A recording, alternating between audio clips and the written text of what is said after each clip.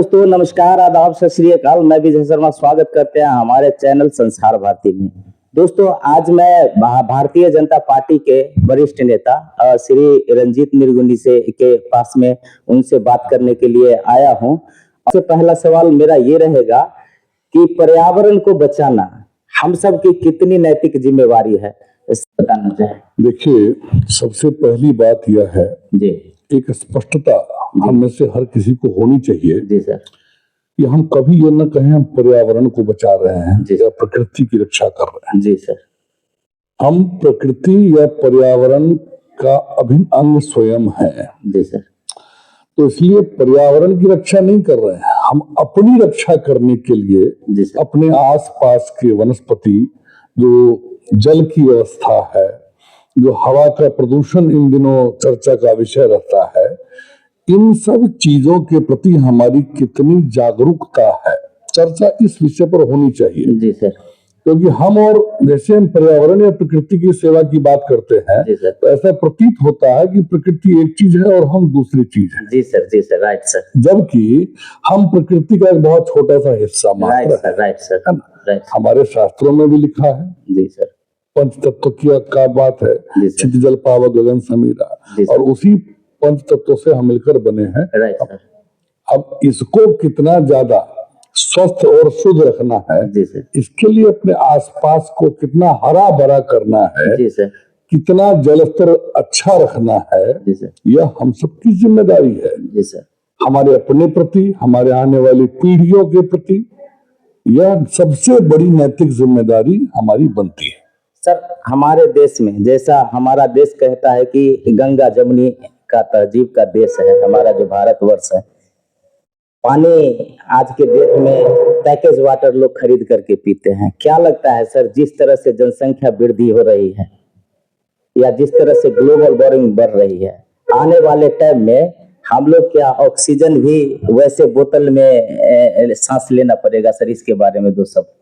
आने वाले समय का तो बात ही भूल जी जाइए। सर, आज के दौर में जी सर, आप प्रदूषण सूचकांक उठाकर यदि देखना शुरू करें जी सर, तो बड़े बड़े महानगर तो की चर्चा तो हम बाद में करें, जी सर, आप और हम जिस जिले के निवासी हैं, जी सर, भारतवर्ष में इस जिले का प्रदूषण सूचकांक जी सर, नीचे से दूसरे या तीसरे नंबर पे आता है सर, मतलब कि वायु प्रदूषण समस्तीपुर जिले की पूरे भारत में बहुत बदतर स्थिति में है। जी सर, तो इसलिए बहुत बाद की बात नहीं है। जी सर, दूसरा कि वायु प्रदूषण में जिस प्रकार से कार्बन एमिशन बढ़ा है लगातार, जी सर, जिस प्रकार से धूल की मात्रा बढ़ी है, जी सर, अभी आप देखिए बहुत सारे चिकित्सालय, बहुत सारे डॉक्टर जो लंग्स की बीमारी बड़ी तेजी में बढ़ रही है, तेजी में और लंग्स की बीमारी का सीधा रिश्ता वायु से है। राइट सर, तो इसको लेकर के हमारे अंदर कोई जागरूकता यदि नहीं है तो अपराध हम कर रहे हैं तो सजा तो हम ही को भुगतना पड़ेगा। Right sir, right sir. Sir अभी क्या है कि अभी देखा गया है कि कोई भी चीज हम लोग जो खाने पीने की चीज है वो सारे के सारे, कोई आदमी दूध में मिलावट करता है, कोई दाल में मिलावट करता है, कोई सब्जी के मसाले में मिलावट करता है, कोई इवन मेडिसिन तक को नहीं छोड़ा है, लेकिन सब के सब किसी न किसी को दवा दुआ दूध की जरूरत पड़ती ही है। क्या लगता है कि हम लोग जीवन बना रहे हैं कि जीवन को नाश कर रहे हैं? बहुत ही सुंदर, सार्थक और समीचीन सवाल है जी सर। इस विषय पर मैं लगातार बात करता रहता हूँ, खासकर के नौजवानों से, बच्चों से, विद्यालयों में जाकर के। क्योंकि देखिए, मैं एक प्रश्न हर सभा में आजकल करता हूँ जी सर, कि सभा में उपस्थित लोगों से मैं पूछ बैठता हूं कि आप में से वो व्यक्ति हाथ उठाए जिसके घर कम से कम महीने में 500,000 रुपए का दवा नहीं जा रहा, जी सर, जिसके जेब से, जिस घर से कुछ पैसा अस्पताल को नहीं जा रहा हो, ऐसा एक घर नहीं मिलेगा। जी सर, किसी घर में यदि 5 सदस्य हैं तो 2 सदस्य न्यूनतम जो है बीमार है। Right sir, right sir. पहले की तुलना में किडनी की बीमारी, लीवर की बीमारी, लंग्स की बीमारी, heart attack, blood pressure, brain haemorrhage, ये तो बिल्कुल ही अंधाधुंध तरीके से बढ़ रहा है। जी सर, जी सर। ये समझ में कई बार आपके नहीं आता है कि ये मौत की खबर आम खबर कैसे बन गई। जी सर, जी। मौत की खबर इन बीमारियों के कारण इतनी ज्यादा बढ़ गई है कि कई बार अब ये खबर आपकी संवेदना को भी झकझोर नहीं पाते हैं। बिल्कुल सर, बिल्कुल, है ना। जी सर। इससे ज्यादा दुखद समय क्या बीतेगा। उसके अलावा जो हमारे खेतों में सरकार केंद्र की हो राज्य की हो लगातार ऑर्गेनिक खेती करने की बात कर रही है। जी सर। कह रही कि आप अपने खेतों में ज्यादा से ज्यादा ऑर्गेनिक खाद का प्रयोग करें, केमिकल्स का प्रयोग कम से कम करें।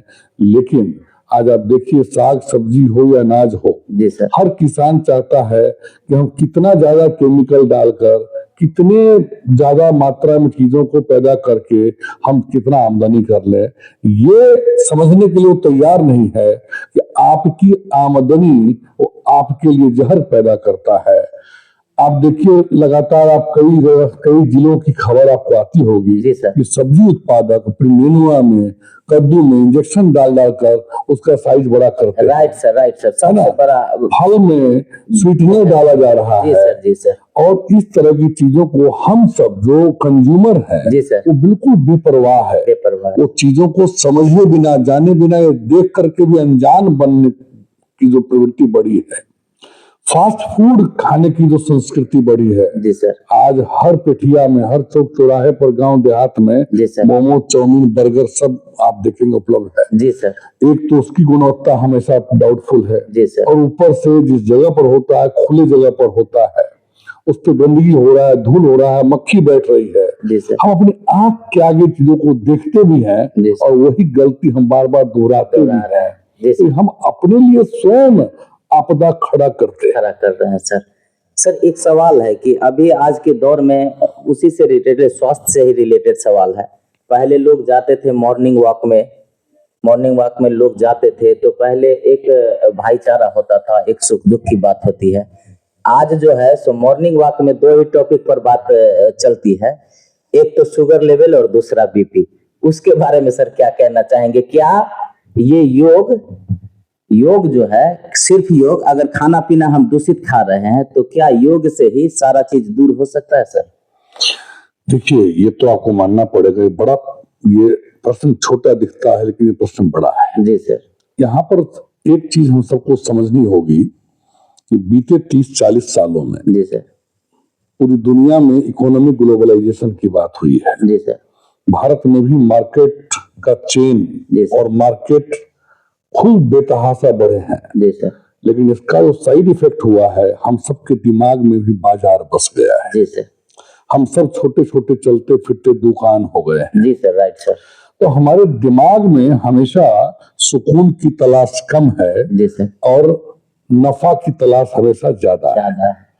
तो लाइफस्टाइल चेंजेस हमारे अंदर आए हैं। ये वो नहीं, ये लाइफस्टाइल से ज्यादा ये हमारा वैचारिक परिवर्तन हो गया है। जी सर।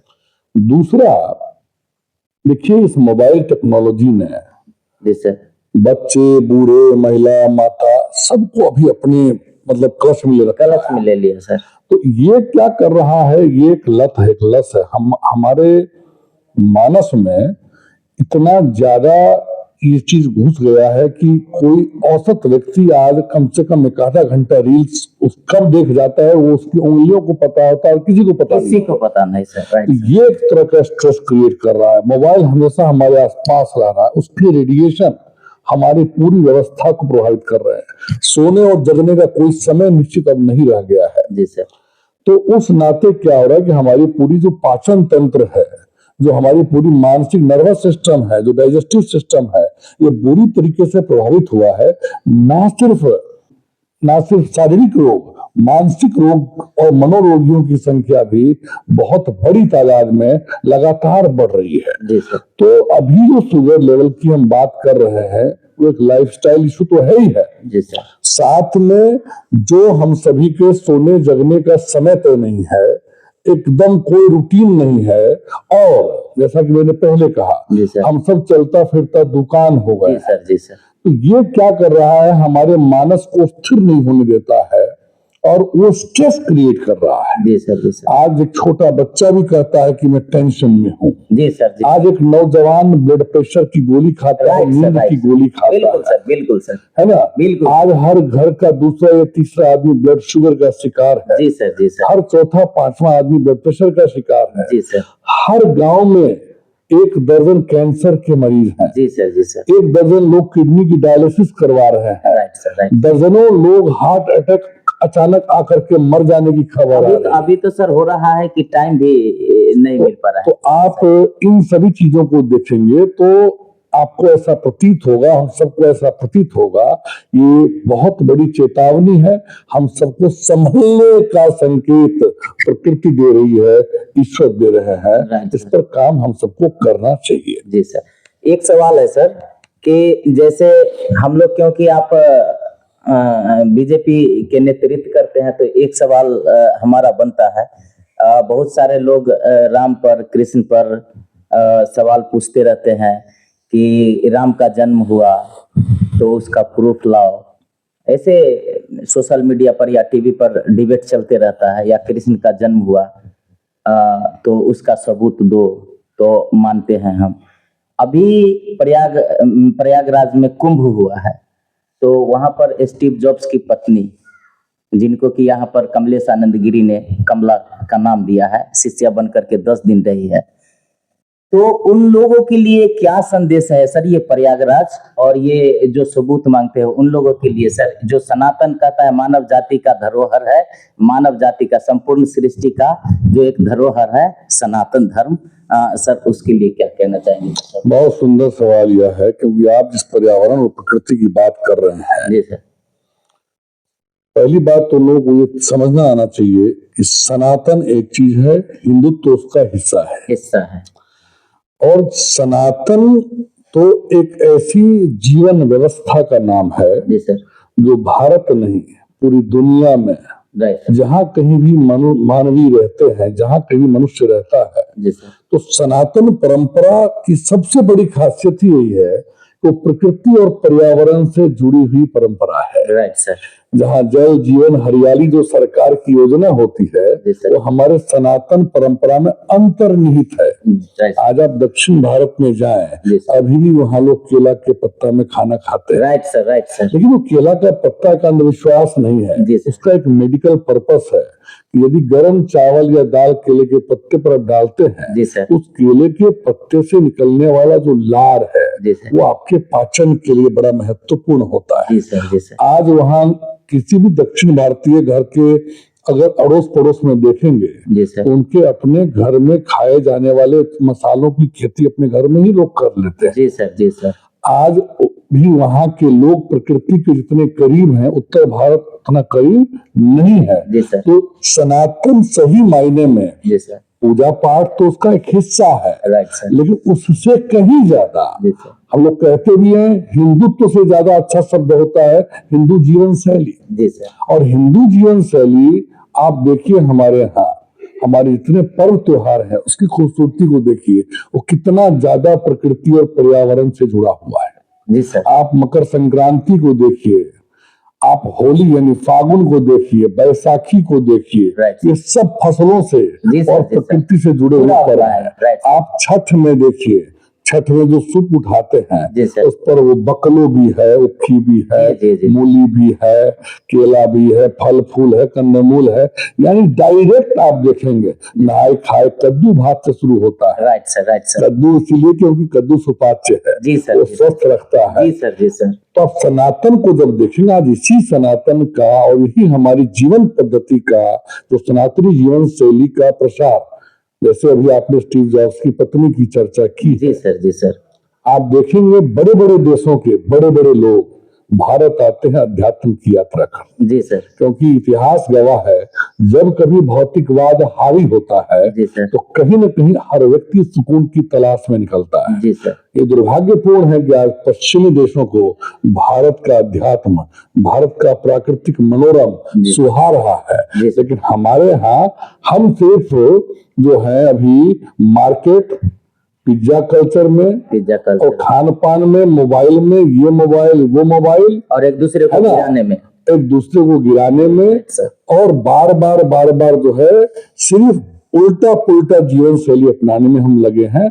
हमें पूरे विश्व में सनातन का प्रचार प्रसार जिस प्रकार से आज बढ़ा है जी सर, वो हम सबको समझना चाहिए कि इतनी ताकत, इतनी शक्ति हमारे वेदों की शक्ति। आप देखिए वेदों में आप झांकिए, वेदों में एक एक रोग का उपचार है।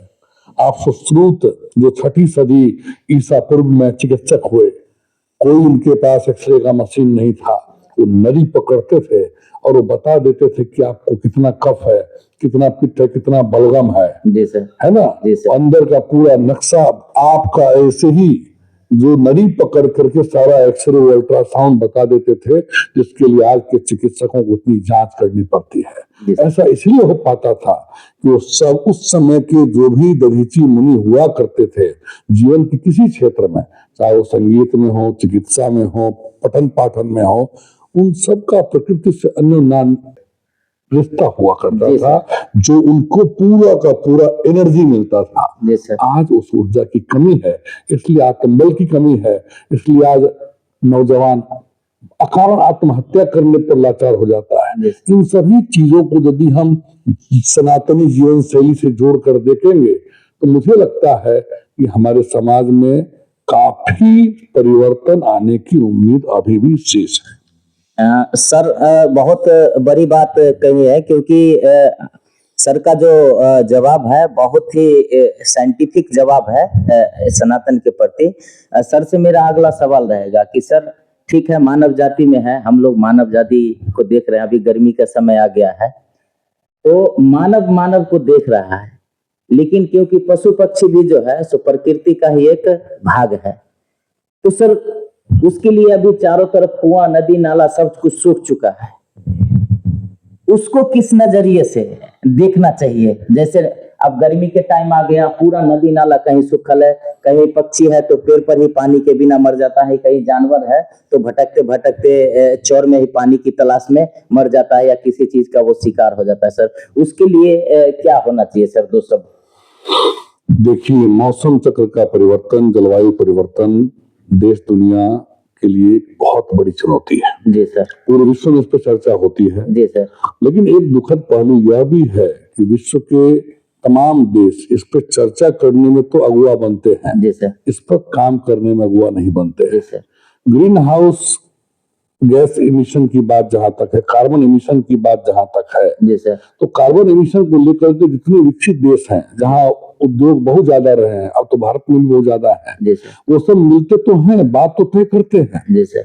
लेकिन आज कोई भी देश अपने यहाँ के उद्योग से होने वाले कार्बन इमिशन पर रोक लगाने के लिए तत्पर नहीं होता है। जी सर। कागजी कमिटमेंट तो हो जाता है, जी सर, लेकिन उसको लागू करने का मतलब है तात्कालिक रूप से आर्थिक हानि। जी सर। देशों को ये विचार करना होगा कि तमाम विकास हम आने वाली पीढ़ियों के लिए करते हैं, लेकिन यदि इस तरीके का स्वार्थ का परिलक्षण हम दिखाएंगे तो हमारी आने वाली पीढ़ियां उसका सजा भुगतेंगी। जी सर। एक। जी सर। दूसरा, आपने मौसम पर जो चर्चा किया है कि गर्मी आ गई है, इस बार तो योग कहिए कि जाड़ा भी गर्मी की तरह ही बीता, 2, 4, 5, 10 दिन छोड़ दें, राइट सर, है ना? ये समय ऐसा है जहां बारिश में बारिश नहीं होती, जाड़े में जाड़ा नहीं पड़ता, तो ये थोड़ा एक व्यक्ति नहीं, मैं कहता हूं इसकी चिंता हम में से हर किसी को करनी चाहिए। जी सर।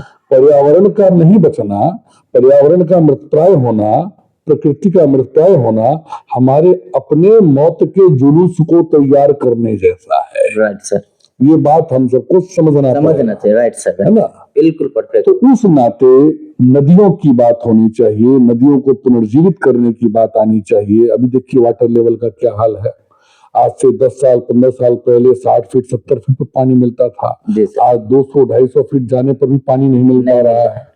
ऐसे में यदि सजग होकर के हम चीजों को नहीं देखते हैं, नहीं चेतते हैं, जी सर, तो सजा हम तो भुगतेंगे ही, हमारे आने वाली पीढ़ी भुगतेगी, जिसके जिम्मेदार हम लोग हैं।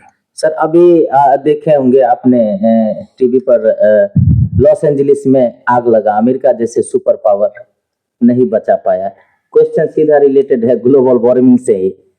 यदि अमेरिका नहीं बचा पाया लॉस एंजलिस को, जो सुपर पावर है, जो सर्वशक्तिमान कर सकते हैं हम लोग पूरे वर्ल्ड में, हमारे भारत में दिल्ली हो गया, कोलकाता हो गया, या मुंबई हो गया, या चेन्नई हो गया, जो 4 गो मेगा सिटी है, सब जगह माने घनत्व तो है ज्यादा।